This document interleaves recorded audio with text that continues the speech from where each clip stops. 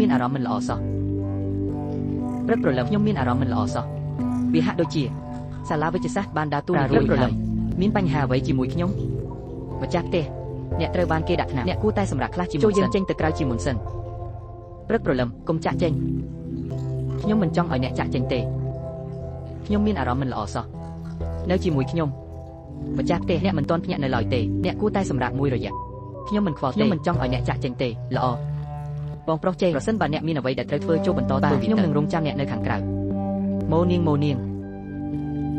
ឆ្នាំអ្នកមិនដឹងថាខ្ញុំចង់មានន័យយ៉ាងណាទេវាជាបេះដូងរបស់អ្នកលោកម្ចាស់ស្រីអ្នកគឺជាអ្នកដែលអាចព្រះគុណនៃជីវិតខ្ញុំនឹងដឹងគុណអ្នកពេញមួយជីវិតរបស់ខ្ញុំគុណមានតែប៉ុណ្្នឹងទេឬមួយក៏អញ្ចឹងព្រោះខ្ញុំជាស្ត្រីមេម៉ាយដូច្នេះអ្នកមិនពេញចិត្តនឹងខ្ញុំទេខ្ញុំមិនបានស្អប់អ្នកទេម្ចាស់ផ្ទះច្រើនឆ្នាំម្លេះអ្នកដំណើរការវាតែម្នាក់ឯងសារមន្ទីរឧបករណ៍នេសាទនេះស៊ូទ្រាំនឹងខ្យល់នឹងភ្លៀងអ្នកគឺច្រើនជាងអ្វីដែលខ្ញុំម្នាក់ណាត្រូវតែរឹងមាំនិងមានសមត្ថភាពខ្ញុំមិនដែលមើលងាយអ្នកទេបន្ទាប់មកហេតុអ្វីបានជាអ្នកមិនចូលចិត្តខ្ញុំមានកូនកំឡោះហើយទោះបីជាខ្ញុំបាត់ខ្លួនយូរហើយក៏ដោយនាងមិនដែលចាក់ចេញពីខ្ញុំទេខ្ញុំមិនអាចធ្វើឲ្យនាងខកចិត្តបានទេខ្ញុំនោះអ្នកនឹងធ្វើឲ្យខ្ញុំខកចិត្តប្រសិនបើអ្នកមិនទាន់បានយកការចងចាំរបស់អ្នកមកវិញទេទីនោះយើងអាចនៅជារៀងរហូតរួមគ្នាវាបានបញ្ចប់យ៉ាងលឿន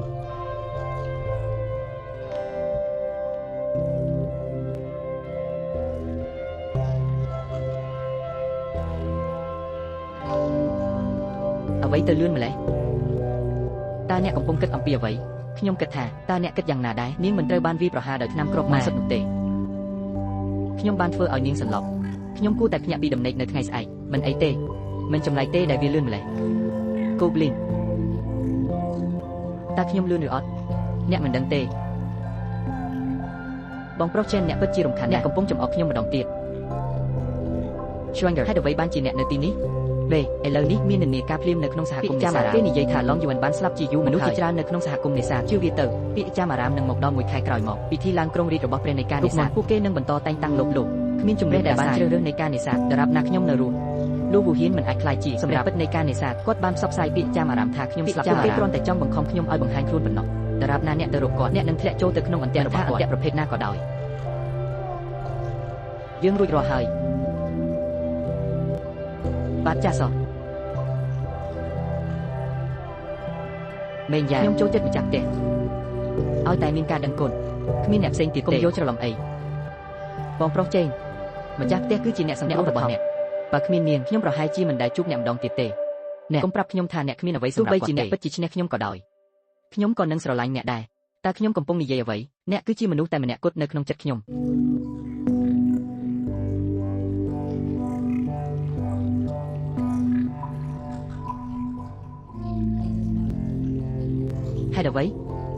ហេតុអ្វីបានជាអ្នកជាម្ចាស់របស់ខ្ញុំសូម្បីតែបងប្រុស Shen ក៏អាចនៅជាមួយអ្នកបានដែរខ្ញុំនឹងនៅជាមួយអ្នកជារៀងរហូតចម្ងាយតើអ្នកកំពុងធ្វើអ្វី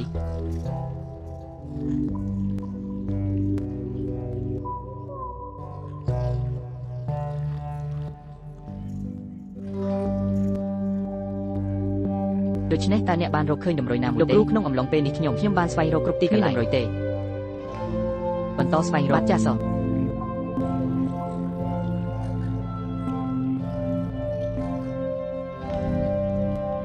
ឈឺចានមិនបានឃើញអ្នកយូរហើយលោកវូហ៊ានសិស្សរបស់អ្នកបានបាត់ខ្លួនក្នុងអំឡុងពេលនេះអ្នកប្រកាសជាមានការថប់បារម្ភខ្លាំងតើអ្នកបានធ្វើអ្វីចំពោះវាតើនាងនៅណាជាការពិតណាស់វានៅជាមួយខ្ញុំស៊ូហេនមករកខ្ញុំប្រសិនបើអ្នកហ៊ានធ្វើបាបស្ត្រីធ្វើបាបនាងអ្នកនឹងមានអារម្មណ៍ឈឺចាប់អ្នកកំពុងឈឺចាប់ខ្ញុំជាម្នាក់នោះតើអ្នកចង់បានអ្វីនេសាទ10ថ្ងៃក្រោយមកព្រះក្រុងរាជដល់ពិភពលោកជីនស៊ូងអ្នកជាព្រះនៃការនេសាទអំណោយអបអសាទរគ្រប់គ្រាន់សម្រាប់មនុស្សគ្រប់គ្នាសង្កេតមើលវាទាំងអស់គឺអាស្រ័យលើថាតើអ្នកហ៊ានមកឬអត់ខ្ញុំពិតជានឹងទៅ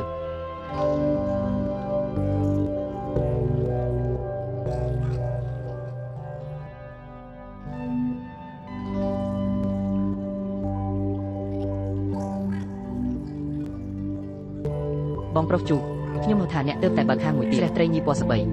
សូមអបអរសាទរអរគុណបងប្រុសកៅខ្ញុំបានឮថាអ្នកទើបតែទិញយកក្រុមហ៊ុនឧបករណ៍នេសាទមួយ CA ក្រុមហ៊ុននេះកំពុងព្យាយាមលួចលុយរបស់ខ្ញុំអាជីវកម្មចូលយើងយកវាទៅ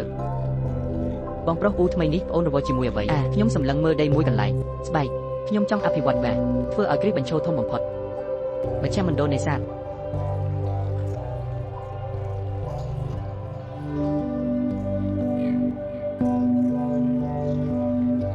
តានេះជាអ្នកណាខ្ញុំមិនដឹងទេតើអ្នកជានរណាតើអ្នកទីនេះដើម្បីចូលរួមក្នុងសកម្មភាពនេសាទពិធីឡើងគ្រងរាជ្យរបស់ព្រះនៃទៅចូលពោពេញនេសាទមួយទល់នឹងមួយនៅកំពូលតើអ្នកមានលក្ខណៈសម្បត្តិអ្វីខ្លះដើម្បីចូលរួមពិធីឡើងគ្រងរាជ្យពិតជាមានលក្ខណៈសម្បត្តិគ្រប់គ្រាន់ដើម្បីចូលរួមតើពួកគេហ៊ានមករកគ្រួសារធំទាំង3របស់យើងដោយអត់ប្រទមនៅចំពោះអ្នកដទៃមានតែគ្រួសារធំ3ប៉ុណ្ណោះខ្ញុំមិនចាត់ទុកពួកគេជាការគំរាមកំហែងទេសំឡេងអួតអាងម្លេះអ្នកគួរតែប្រាប់ខ្ញុំតើខ្ញុំអាចមានឈ្មោះរបស់អ្នកបានទេតែម្ដាយខ្ញុំស្គាល់នាងឬអត់ស្គាល់អ្នកខ្ញុំឈ្មោះឈូឈិន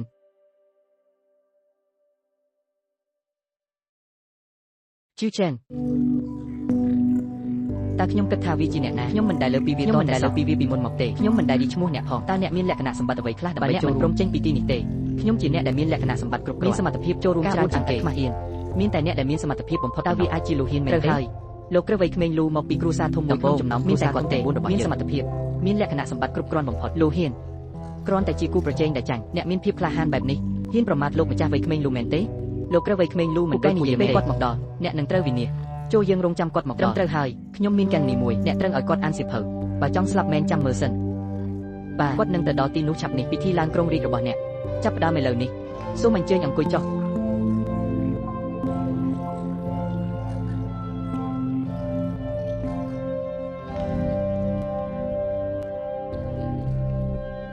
អ្នកមានភាពក្លាហានបែបនេះហ៊ានអង្គុយក្នុងទីតាំងនេះរមៀលចុះយ៉ាងលឿនទីតាំងនេះមិនមែនជារបស់អ្នកទេមនុស្សអាចអង្គុយបានខ្ញុំមិនអាចអង្គុយបាននេះគឺជាតំណែងរបស់ព្រះនៃការនេសាទទីកន្លែងបន្ទាប់មកខ្ញុំនឹងក្លាយជាមនុស្សតែម្នាក់ខ្ញុំជាអ្នកនេសាទនៅទីនេះបាទព្រះខ្ញុំមិនដែលឃើញអ្នកបែបនេះមនុស្សដែលធ្វើពុតជាមិនសំបីតែឈ្មោះរបស់អ្នកខ្ញុំធ្លាប់លើអ្នកនៅតែហ៊ានហៅខ្លួនឯងថាជាអ្នកនេសាទមែនទេខ្ញុំមិនដែលលើពីជឿជាក់ប្រហែលជាធ្លាប់បានលើអំពីរឿងនោះហើយដងយៀនដងយន្ត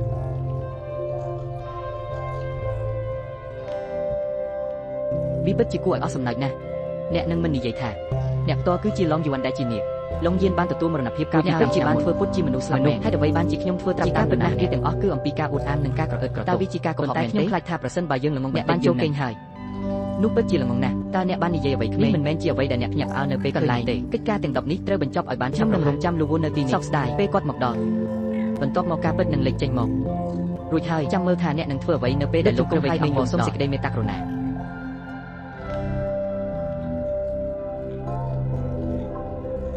តើអ្នកកំពុងមើលអ្វីនៅលើផ្លូវទីបំផុតអ្នកបានមកដល់ហើយក្មេងនេះពិតជាមានចិត្តអំនួតខ្ញុំបានធ្វើបាបអ្នកហើយតើខ្ញុំគិតថាវាជាអ្នកណាព្រឹកព្រលឹមតើអ្នកហ៊ានមកដោយរបៀបណាឯងមានភាពក្លាហានមែនជប់និយាយរឿងមិនសមហេតុផលតើខៀនឈុងណែណាអ្វីដែលអ្នកចង់មានន័យគឺជំនាន់ថ្មីនៃការឆ្លាក់ដោយញួរនោះអំណោយដ៏អស្ចារ្យរបស់នោះមិនមែនជាអំណោយអបអរសាទរទេគាត់ជាសិស្សរបស់ខ្ញុំគាត់នៅណា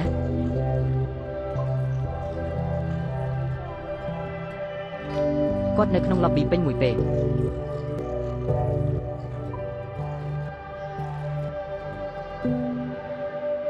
ឈីនស៊ូម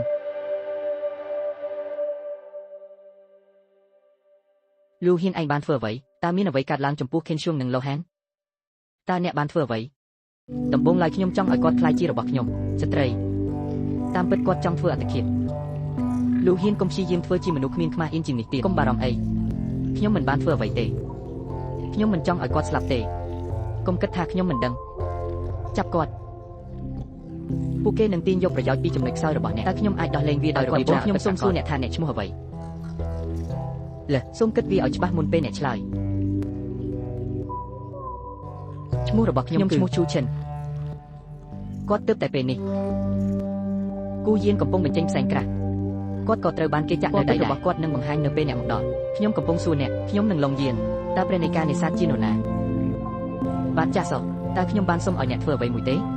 អ្នកអាចធ្វើវាបានដរាបណាអ្នកសុខចិត្តឲ្យគាត់ទៅយើងអាចពិភាក្សាអ្វីក៏បានខ្ញុំគិតថាអ្នកឆ្លើយតបនឹងគ្រាអាសន្នខ្លាំងណាស់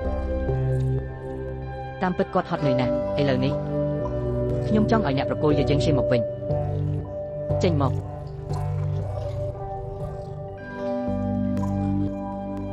ឥឡូវនេះខ្ញុំមានថ្មរ៉ែត្រីនៅខាងខ្ញុំជាព្រះនៃការនេសាទតើអ្នកអាចឲ្យគាត់ទៅឥឡូវនេះបានទេព្រឹកព្រលឹមជាក់ស្ដែងអ្នកទើបតែដួលឥឡូវនេះឆ្កែទឹកហើយអ្វីបានជាអ្នកនៅតែធ្វើពុតជាមានអំណាចនិងឋានៈនៅលើយ៉ាងនេះ ទោះបីជាខ្ញុំស្លាប់ក៏ដោយខ្ញុំតែងតែខ្ពស់ជាងអ្នកមែនហើយបន្ទាប់មកខ្ញុំនឹងទូចខ្ញុំនឹងជន់ឈ្លីអ្នកនៅក្រោមជើងរបស់ខ្ញុំដរាបណាអ្នកមានចន្ទៈក្នុងការស្វែងយល់ខ្ញុំអាចឲ្យគាត់ទៅបានរបៀបមិនចង់ជីនស៊ូមិនអាចទ្រាំបានទៀតទេយូរទៅអ្នកបានខួងចូលយើងឈប់ហេតុអ្វីបានជារឿងនេះកើតឡើងអ្នករស់នៅកិច្ចប្រជុំអ្នកយកធានវែងទៅជាមួយអ្នកចាក់ចេញតាមទ្វារចំហៀងទីប្រឹក្សាយោធាយូបានឲ្យខ្ញុំបើមិនដូច្នោះទេខ្ញុំនឹងបង្ហាញអ្នកនៅនឹងកន្លែង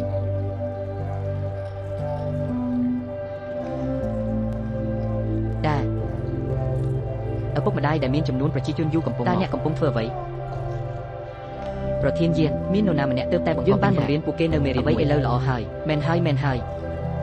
ប្រធានយានខ្ញុំមិនបានរំពឹងថាអ្នកនឹងមកតទេព្រះនៃការនេសាទវាគឺជាពិភពនេសាទដ៏ដំណឹងសេរីរុងរឿងលើកនេះព្រះនៃការនេសាទពិធីឡើងក្រុងរាជក៏តំណាងឲ្យយើងផងដែរការនេសាទជាកីឡាមួយការភ្ញាក់ផ្អើលគ្មានព្រំដែនដូច្នេះខ្ញុំបានមកពិនិត្យមើលវាធានាបានព្រះនៃការនេសាទជារៀងរាល់ឆ្នាំពិធីឡើងក្រុងរាជពួកគេទាំងអស់ត្រូវបានរួបរวมគ្នាដោយគ្រួសារម្ចាស់ព្រះគាត់ជានឹងមិនមានកំហុសឆ្គងអ្វីឡើយលោកក្រវ័យក្មេងលើនេសាទឆ្នាំនេះហាក់ដូចជាព្រះវាត្រូវតែជាអ្នកម្ដងទៀតអ្នកនេសាទកម្ពុជាសពថ្ងៃនេះលូសៅហ៊ានខ្លាយជាអ្នកទី2គ្មានអ្នកណាហ៊ានខ្លាយជាលេខ1ទេសូម្បីតែព្រះនៃការនេសាទក៏អាចធ្វើបានគាត់អាចជាបាត់ចាស់សោះចិត្តយើងមិនអាចយកចេញពីយើងបានទេតែចិត្តយើងមិនគ្រប់គ្រាន់ទេខ្ញុំមិនទទួលយកអ្នកទេ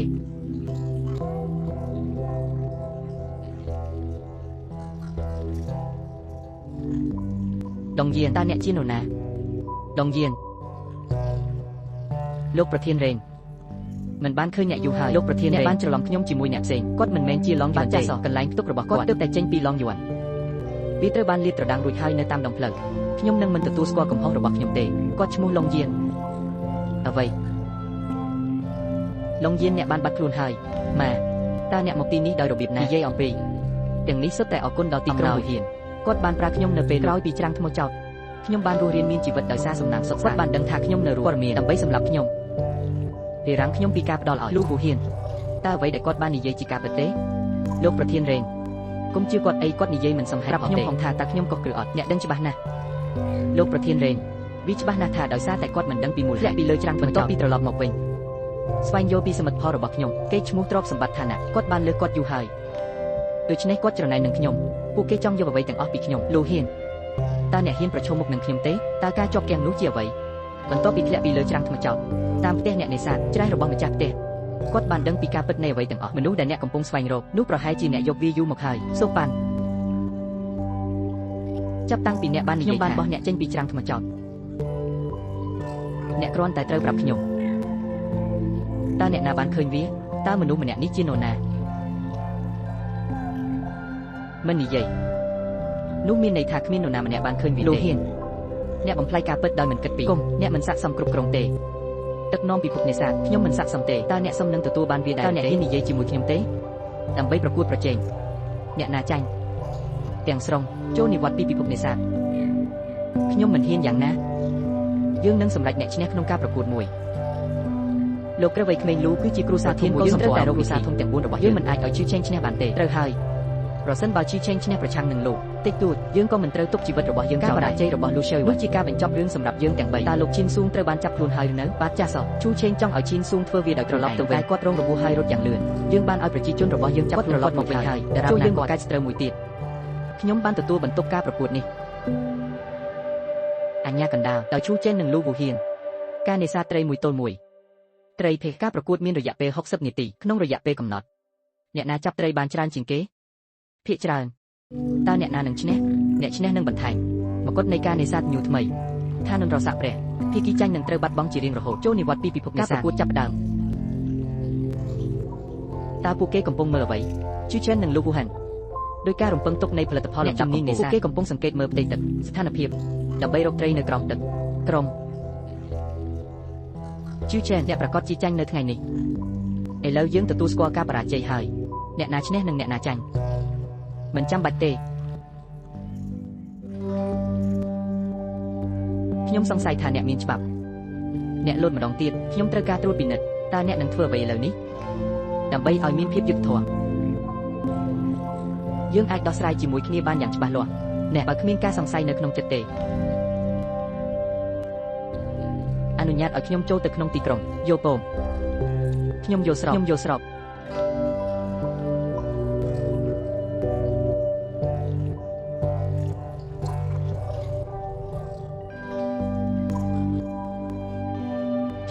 ជួនអ្នកស្មោះត្រង់ចំនួនទឹកប្រាក់មិនមែនខ្ញុំបានឈ្នះម្ដងទៀត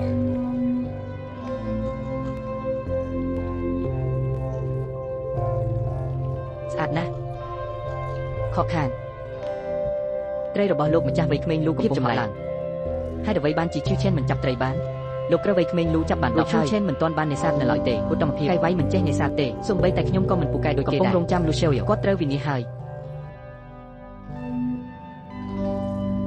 គួរឲ្យខ្មាស់ណាស់ឈូឆេនតើអ្នកមានតែប៉ុណ្្នឹងទេបាទបច្ចេកវិទ្យាត្រូវវិនិច្ឆ័យហើយចម្លែកណាស់ខ្ញុំអាចមានអារម្មណ៍វាយ៉ាងច្បាស់មានត្រីនៅលើនុយហើយទឹកនៅក្បែរនោះហើយអ្វីបានជាវាមិនខាំឥឡូវនេះឈូឆេននិងលូវូហ៊ៀនលទ្ធផលគឺ0-20 She Chachling Willow វូហានឈូកន្ទុយ20ឈូឆេនតាមពិតអ្នកបង្ហោះសារតែមួយទេមិនបានចាប់អ្វីទាំងអស់ដោយការរំពឹងទុកសម្រាប់មួយដុំនេះមានផ្ទុកម្សៅក្រូចឆ្មាលូវូហ៊ៀនអ្នកគ្រាន់តែខ្មាស់អៀនព្រះដ៏សំខាន់ពិតជាបានបើកឡើងវិញត្រជាក់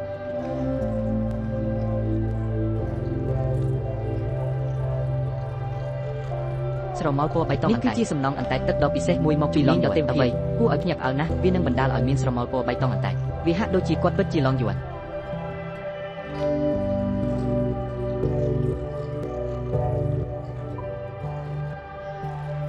អ្វីម្ចាស់ផ្ទះរៀបចំម្ហូបស្រីលឿនជាងនៅលើដងផ្លូវទៅទៀតការប្រកួតបានបញ្ចប់នៅសល់30នាទីទៀតសូមប្រញាប់ឡើងម្ចាស់ផ្ទះគ្រាន់តែផ្ដោតលើហ្គេមអ្នកស្រីឈីនសាវយើងនឹងមើលថែអ្នកឲ្យបានល្អតើអ្នកចង់មានអ្នកបានប្រាប់កញ្ញាខៀនសេងពីមុនថាត្រឡប់ទៅវិញតែយើងបានរកឃើញសាកសពរបស់នាងសោយដូច្នេះយើងបានរក្សានាងនៅទីនេះមានរឿងអ្វីជាមួយអ្នកចង់មាននៅយ៉ាងណាដោយនិយាយដូច្នេះយើងលែងមានប្រពន្ធទៀតហើយកុំបារម្ភអីកំពុងរងចាំអ្នកនឹងលូសឆាវបេវងសៃយើងនឹងយកគាត់មកវិញរងចាំរហូតដល់អ្នកនឹងលូហ៊ៀនស្ថិតក្នុងស្ថានភាពសំសើចឲ្យអ្នករួចខ្លួនពីរឿងនេះជាគ្រួសារធំទាំង4របស់យើងប៉ុន្មានឆ្នាំចុងក្រោយនេះគឺសម្រាប់វីរបុរសនិងជាជាព្យួរបានរួមចំណែកយ៉ាងបង្ខូចគេឈ្មោះយើងយ៉ាងណាផលប្រយោជន៍របស់អ្នកនិងផលប្រយោជន៍របស់ក្រុមដុំទ្រព្យសម្បត្តិពួកគេនៅតែហ៊ានអះអាងថាពួកគេបានចូលរួមចំណែកជាប្រធានាធិបតីដោយមិនសមហេតុអ្នកហ៊ានឡើងកាន់តំណែងនិយាយមិនសមហេតុផលនៅចំពោះមុខមនុស្សចាស់ឈប់លូវូហ៊ៀនអ្នកត្រឡប់ទៅតំណែងរបស់អ្នកវិញនៅសល់20នាទីទៀតក្នុងការប្រកួតអ្នកត្រូវប្រញាប់ភាពចម្លែកតើខ្ញុំមិនមានអារម្មណ៍ត្រីដោយរបៀបណាតើត្រីនោះបានទៅណាមនុស្សល្ងងខ្ញុំទើបតែស្គាល់លោកយ៉ែងចាឥឡូវយើងមើលពីរបៀបចាប់ត្រីការប្រកួតបានបញ្ចប់នៅសល់15នាទីទៀតកណ្ដឹងម្ចាស់ផ្ទះខ្ញុំបាននិយាយអ្នកនឹងចាញ់វាជាការប្រសើរជាងក្នុងការទទួលស្គាល់ការបរាជ័យរហូតដល់ពេលចុងក្រោយខ្ញុំនឹងមិនដែលទទួលស្គាល់ការបរាជ័យឡើយលោកលីវប្រធានខ្ញុំប្រកាសណាស់សម្បុករបស់ខ្ញុំត្រូវបានបំផ្លាញហើយខ្ញុំស្នើសុំការផ្លាស់ប្ដូរការរៀបចំកៅអីនេះម្ចាស់ផ្ទះក្រោយពីខ្ញុំបានប្រមាថអ្នកមេបីជាអ្នកផ្លាស់ប្ដូរតំណែងត្រូវបានប្រើសម្រាប់ការស៊ើបសួរពួកផងដែរពួកគេនឹងខាត់បងកាន់តែវេទនាអតីតប្រធានគ្រាន់តែយល់ព្រមឲ្យគាត់ផ្លាស់ប្ដូរវាខ្ញុំនឹងគ្រាន់តែមើលតើគាត់មានគម្រោងផ្លាស់ប្ដូរស្ថានភាពយ៉ាងដូចម្តេចម្ចាស់ផ្ទះល្អខ្ញុំយល់ស្របនឹងការផ្លាស់ប្ដូរសម្លេងរបស់អ្នក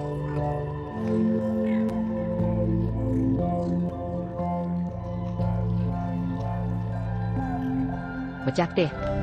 តើអ្នកកំពុងធ្វើពុតជាអ្នកណាមើលទោះបីជាអ្នកផ្លាស់ប្ដូរតំណែងក៏ដោយចាញ់ឈូចេនពិតជាបានជ្រើសរើសរឿងនេះមែនទីតាំងលើកជំនាញសង្កេតរបស់គាត់ពិតជាអស្ចារ្យណាស់ឈូចេនអ្នកគិតថាការបដូរខ្សែនេសាទគឺគ្រប់គ្រាន់ហើយឬនៅបន្ទាប់មកអ្នកអាចចាប់ត្រីបាន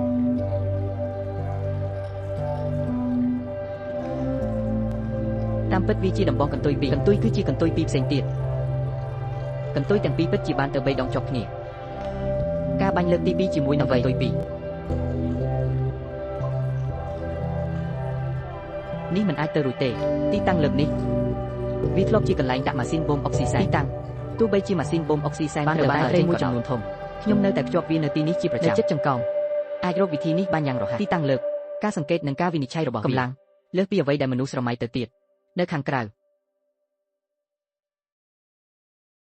វាហាក់ដូចជាលោកវូហេកំពុងត្រូវបានភ្លេងមានចន្លោះប្រហោងនៅសល់ទៀតហើយការប្រកួតបានបញ្ចប់ដោយលទ្ធផលចុងក្រោយ5នាទីចុងក្រោយពេលវេលាប្រកួតចប់ហើយ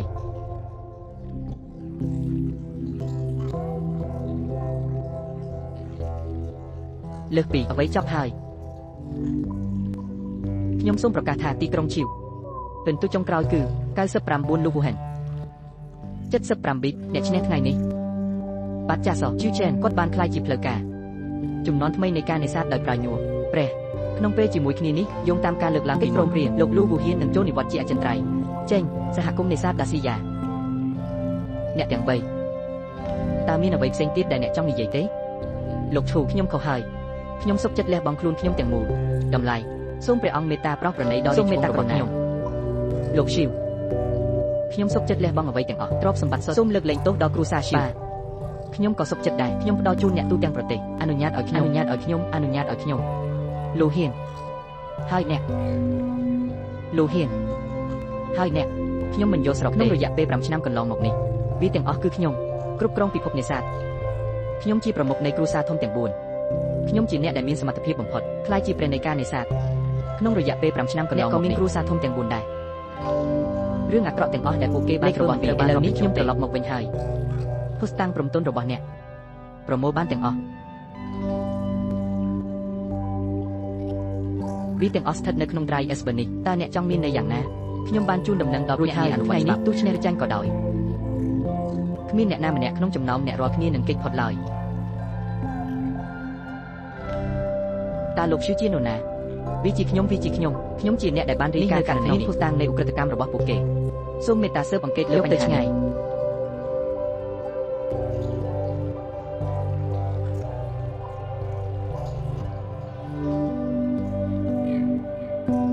លោកប្រធានអរគុណច្រើនលើកនេះមិនអីទេការនេសាទប្រកួតប្រជែងជាកីឡាមួយប្រភេទព្រឹត្តិការណ៍យើងគួរតែធ្វើតាមគោលការណ៍នៃភាពយុត្តិធម៌និងសុចរិតភាពជាលោកវូហិនការមិនអើពើនឹងច្បាប់អាកប្បកិរិយាមិនសមរម្យពួកគេត្រូវតែទទួលទោសខ្ញុំកំពុងចាក់ចេញឥឡូវនេះសូមបន្តការងារដ៏ល្អ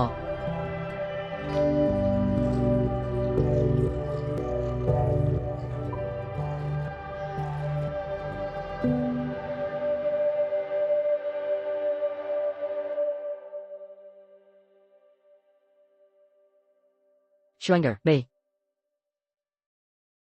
អ្នកមិនត្រូវបានចាប់ខ្លួនដោយពួកគេទេ